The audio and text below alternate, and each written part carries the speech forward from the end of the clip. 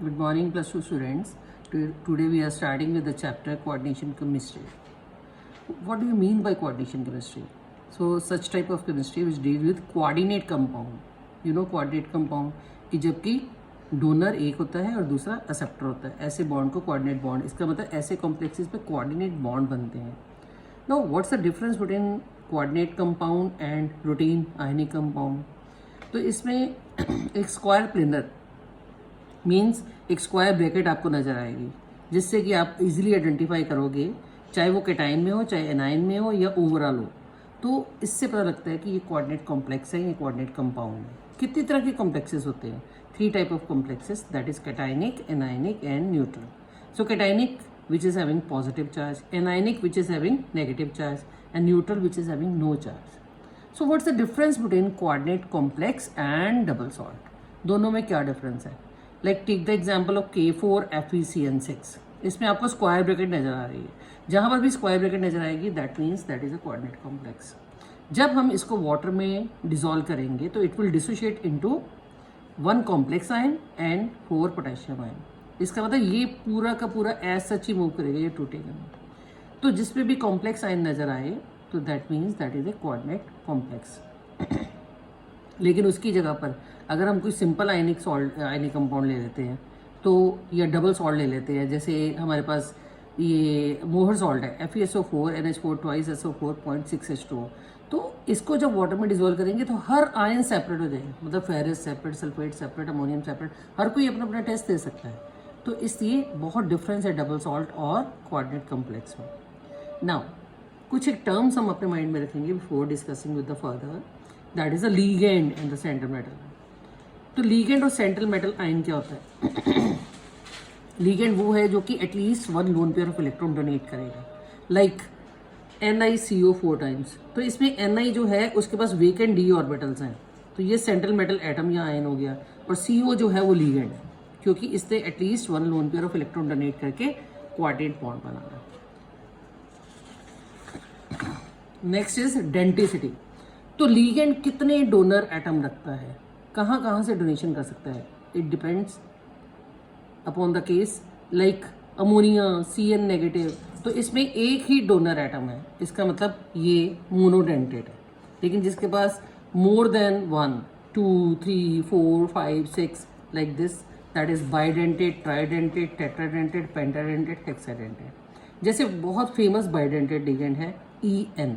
EN is ethylene diamine. इसमें देखो आपको 2 डोनर एटम दिख रहे हैं, ऑक्सिलेट आयन.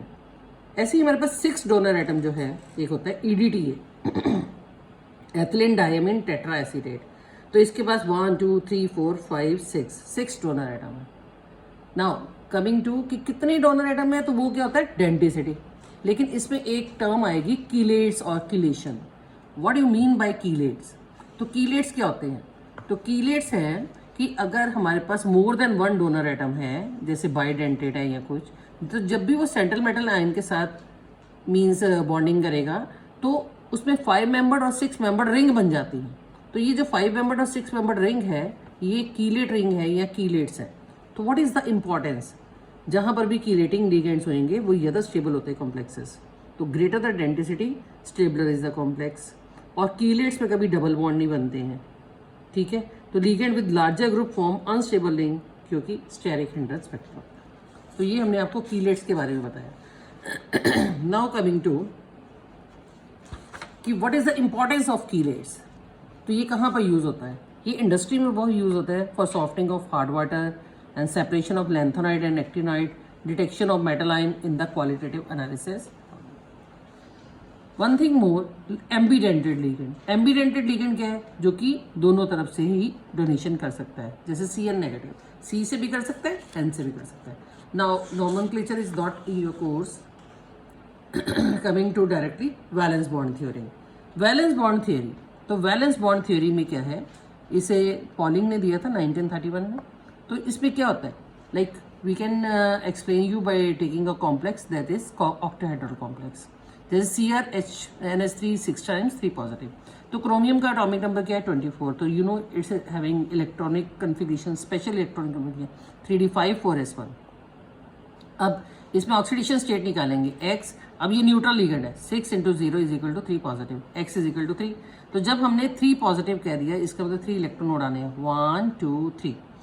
नाउ 6 लिगेंड पास आएंगे, तो जब भी लिगेंड पास आएंगे, it all depends on the nature of the ligand, whether it is a strong ligand और it is a weak ligand. जब कोई स्ट्रॉन्ग लिगेंड होगा तो वो पेयरिंग भी एनहांस कर सकता है, लेकिन इसमें पहले ही ऑर्बिटल्स अवेलेबल है, तो 6 ligand will take the place and hybridization is D2sp3 hybridization and octahedral geometry. It is high spin complex क्योंकि हाफ 1.5 स्पिन में अगर एक भी अनपेयर्ड इलेक्ट्रॉन होगा तो स्पिन हाई होगी। तो इनर ऑर्बिटल कॉम्प्लेक्स क्योंकि अंदर वाला डी ऑर्बिटल यूज हो रहा है।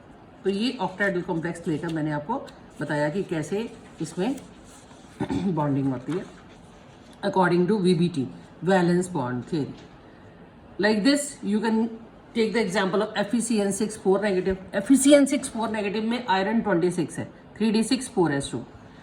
जब हमने इसकी ऑक्सीडेशन स्टेट निकाली तो ये 2 आई, तो इसका मतलब 2 इलेक्ट्रॉन यहाँ से उड़ गए। तो Cn is a strong ligand, strong ligand, इसने पेयरिंग को एनफोर्स कर दिया। जब पेयरिंग एनफोर्स कर दी तो हमारे पास ये ऑर्बिटल अवेलेबल हो गए, again D2sp3 but diamagnetic case, low spin क्योंकि स्पिन वैल्यू कैंसिल हो रही है, एंड इनर ऑर्बिटल कॉम्प्लेक्स। लेकिन अगर हम 3 नेगेटिव लेते हैं तो 3 नेगेटिव में ये पैरामैग्नेटिक हो जाएगा, हाई स्पिन हो जाएगा। ऐसे ही अगर हमने फ्लोरीन ले लिया तो फ्लोरीन वीक लिगेंड है, तो वो क्या करेगा, वो पेयरिंग को एनफोर्स नहीं कर सकेगा।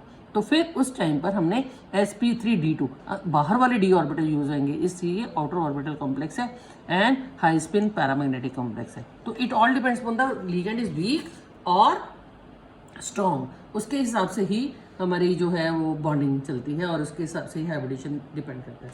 Now coming to tetrahedral complexes. Tetrahedral complexes क्या है, जिसमें 4 मीन्स लिगेंड होते हैं, 4 लिगेंड होते हैं तो वो टेट्राहेड्रल होता है। जैसे NiCO 4 टाइम्स, तो निकल में हमारे पास 3d8 4s2 है, ठीक है। अब CO जो है वो न्यूट्रल लिगेंड है, इसमें कोई भी मतलब ऑक्सीडेशन स्टेट 0 हो गई। जब 0 हो गई तो जब CO स्ट्रॉन्ग लिगेंड है तो इसने इसको बैक गियर लगा देना है, तो इसका मतलब हमारे पास क्या आ गया, sp3 ऑर्बिटल अवेलेबल है बॉन्डिंग के लिए, तो हाइब्रिडेशन हो गई टेट्राहेड्रल। क्लियर? इस तरीके से sp3 hybridisation diamagnetic low spin complex, outer orbital complex. लेकिन अगर हम ZnNH3 4 टाइम्स 2 पॉजिटिव देखते हैं तो जिंक 30 होता है, 3d10 4s2, तो इसमें 2 पॉजिटिव, तो इसलिए 2 इलेक्ट्रॉन यहाँ से रिमूव कर दिए। तो हमारे पास जब अमोनिया पास आता है, अमोनिया स्ट्रॉन्ग है लेकिन पहले ही ऑर्बिटल फिल्ड है, इसलिए sp3 tetrahedral diamagnetic low spin और ऑर्बिटल कॉम्प्लेक्स। तो ये हमने आपको बताया कि कैसे हम VBT को यूज करके तो हाइब्रिडेशन या मैग्नेटिज्म या इसकी स्पिन वैल्यू वगैरह दे सकते हैं। तो नेक्स्ट सेशन में हम आपको CF2 के बारे में बताएंगे। That's all, thank you.